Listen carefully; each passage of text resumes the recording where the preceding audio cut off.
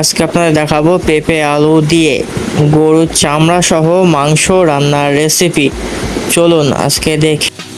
পেঁয়াজ, গোলমরিচ বাটা, আদা বাটা, রসুন বাটা, এখানে আছে এলাচ, গরম মশলা, লবণ, হলুদ, ঝাল, জিরা বাটা, ধনিয়া গুঁড়া এবং মাংসের মশলা। এবার চলুন আমরা কড়াইয়ে আগে তেল দিয়ে নিই। আমরা কড়াইয়ে আগে তেল দিয়ে নিচ্ছি।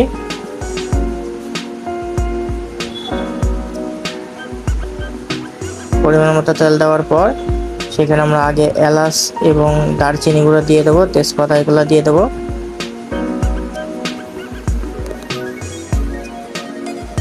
ফ্লেভারটা ছাড়লে এবার আমরা ওই জায়গায় পেঁয়াজগুলো দিয়ে দেবো। পেঁয়াজ কুচিগুলো দিয়ে ভালো করে আমরা ভেজে নেবো। পেঁয়াজ কুচিটা যখন বাদামি কালার হয়ে আসবে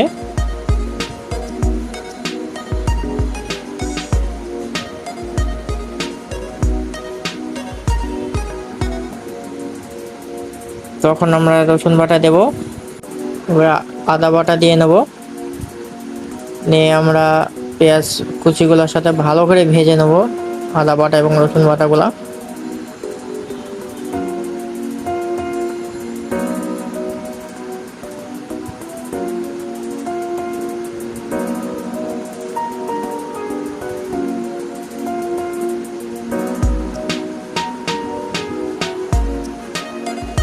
যখন ভাজা হয়ে যাবে তখন আমরা মশলাগুলো দিয়ে দেবো।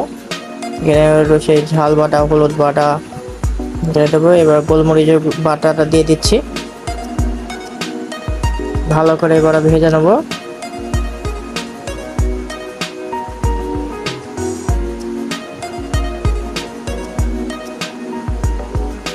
ভালো করে ভেজে নেওয়ার পর এটাকে হালকা গরম পানি দিয়ে দেবো।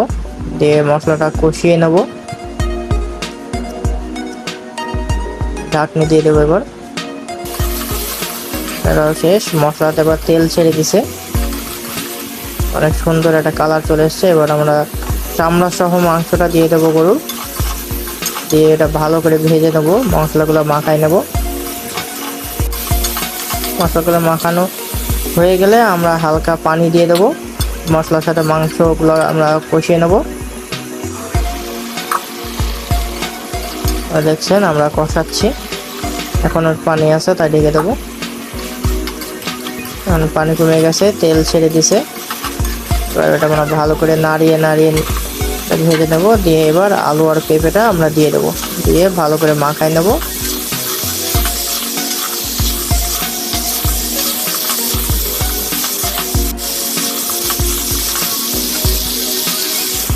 মাখানো হয়ে গেলে এবার আমরা জল দিয়ে দেবো পরিমাণ মতো। ওই জায়গায় আমরা জল দিয়ে দেবো। জল দেওয়ার পর এটা আমরা ঢেকে দেবো। আপনারা দেখতেছেন, ঢাকার পর এটা ফুটতেছে। এখন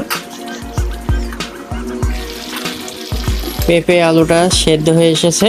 এবার আমরা ফ্লেভার আনার জন্য জিরা ভাজা দিয়ে আমরা ওইটা ঢেকে দেবো। এখন আমার তরকারি